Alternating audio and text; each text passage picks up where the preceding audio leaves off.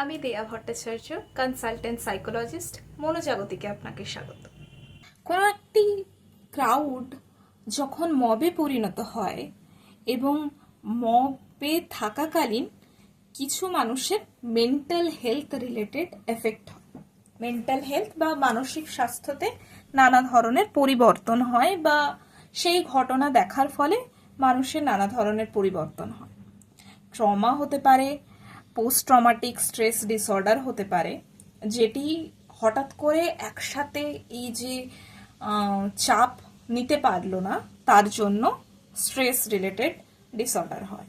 Anxiety, উদ্বেগ হতে পারে, ভয় থাকতে পারে এবং বিষণ্ণতা বা ডিপ্রেশন হতে পারে, আবেগজনিত অসাড়তা হতে পারে। মানে হঠাৎ করে দেখছেন এই ঘটনাটা দেখার পর একজন মানুষ কথা বলতে পারছে না, চুপ হয়ে গেছে, সেটি হচ্ছে ইমোশনাল নামনেস বা আবেগগত অসাড়তা। মানে হঠাৎ করে সেই মানুষটি চুপ হয়ে গেছে।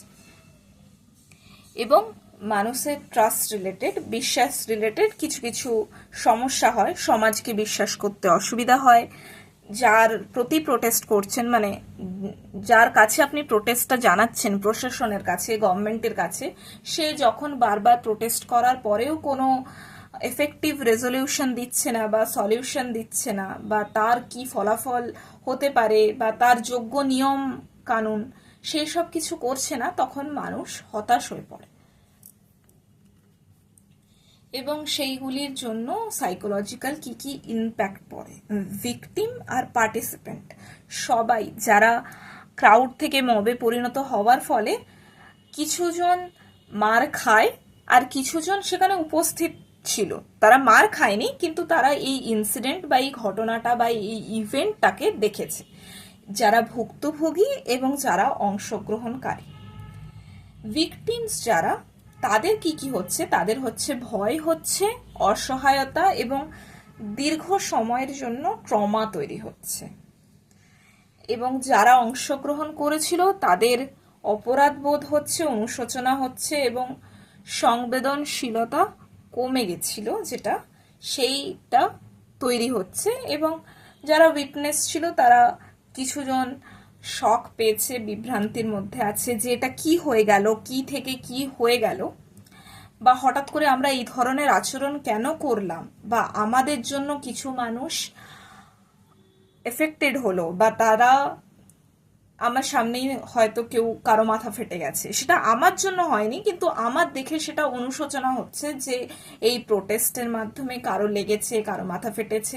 সেটা আমাদের কেন, আমাদের প্রোটেস্টের লোকজনের থেকে অপর পাশে যদি কারো এফেক্টেড হয় তাদের জন্যও হবে। এবং এটা হচ্ছে সাইকোলজিক্যাল ইম্প্যাক্ট। ঘটনাটা ঘটার সময় নয়, ঘটনা ঘটে যাওয়ার পর এই প্রবলেমগুলি বা এই এফেক্টগুলি মানুষের মধ্যে লক্ষ্য করা যায়। তার জন্য কিছু হেল্প বা কিভাবে কন্ট্রোল করবেন বা প্রিভেনশন কি কি হতে পারে। প্রিভেনশন দেখতে পাচ্ছেন এখানে, যখন রিউমার্স তৈরি হচ্ছে বা গুজব তৈরি হচ্ছে, সেই জিনিসটাকে আপনাকে নিয়ন্ত্রণ করতে হবে। আপনি আগে সঠিক খবর জানুন, সঠিক খবর জানার পর তার অ্যাকশন নেবেন। আপনি হঠাৎ করে শুনতে পেলেন কিছু, সেইটা শুনে যদি আপনি অ্যাকশন নিয়ে নেন তাহলে হয়তো পরবর্তীকালে গিয়ে আপনার মনে হতে পারে যে আপনি ভুল অ্যাকশন নিয়েছেন। তাই আপনি নিজে আগে চোখে দেখুন, আপনি ফিল করুন, তারপর আপনি অ্যাকশন নিন। কিন্তু যদি আপনি অন্য কারো কথা শুনে অ্যাকশন নেন, পরবর্তীকালে কিন্তু অনুশোচনা হতে পারে। এবং সঠিক নেতৃত্ব বা নিয়ন্ত্রণ চয়েস করা উচিত, মানে এমন একজন লিডার চয়েস করা উচিত যে স্ট্রং, সে মানে এমনই স্ট্রং হওয়া উচিত যে সে এই পরিস্থিতিতে, অনিয়ন্ত্রিত পরিস্থিতিতে সবাইকে যেন মূল্যবোধ বা যে এথিক্স বা যে ভ্যালু আছে সেটা যাতে মেনটেন করতে পারে, সেইটা দেখা উচিত আর কি। এরকম লিডারকে চয়েস করা উচিত যে সব দিক ভাববে। এবং সচেতনতা বৃদ্ধি করা উচিত। আপনি কোথায় আছেন, কেন গেছেন, কিসের জন্য গেছেন, সেইটা যদি আপনি খুব ভালো করে জানেন তাহলে এই ধরনের যে অ্যাকশন বা এই ধরনের যে ইভেন্ট সেগুলি আপনি এড়াতে পারবেন। এবং এই যে ঘটনাগুলি ঘটে তখন আপনার ক্রিটিক্যাল থিঙ্কিং বা র্যাশনাল থিঙ্কিং যেটা থাকে সেই জিনিসটা যাতে ভালো হয় বা সেই জিনিসটা যাতে বিকাশিত হয় বা বিকাশ ঘটে সেটা আপনার দেখা উচিত। আপনার ভেবে চিন্তে ব্যবহার করা উচিত। আবেগের বশে কোনো ব্যবহার হঠাৎ করে বিপদের সৃষ্টি করতে পারে, সেটা আপনাদের বোঝা উচিত। লাস্টলি একটা জিনিস মনে রাখবেন, যুক্তি তর্ক ছাড়া কোনো কিছু তৈরি হয় না, কোনো কিছু সৃষ্টি হয় না। আবেগ যুক্তির থেকে উপরে যখন চলে যায় তখন ক্রাউড মবে পরিণত হয়।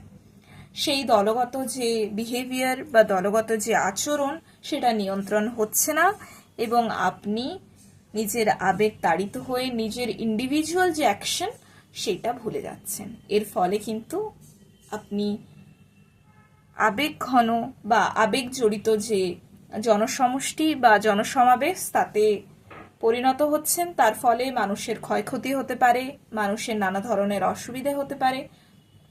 তাই চেষ্টা করবেন এই ধরনের আবেগজনিত প্রবলেম বা আবেগ তাড়িত হয়ে কোনো কাজ করবেন না। চেষ্টা করবেন নিজেকে সংযত রাখার, ক্রিটিক্যাল থিঙ্কিং বজায় রাখার। এখানেই আমি শেষ করছি। আরও জানতে ফলো করুন মনোজাগতিক এবং লাইক করুন, শেয়ার করুন, সাবস্ক্রাইব করুন।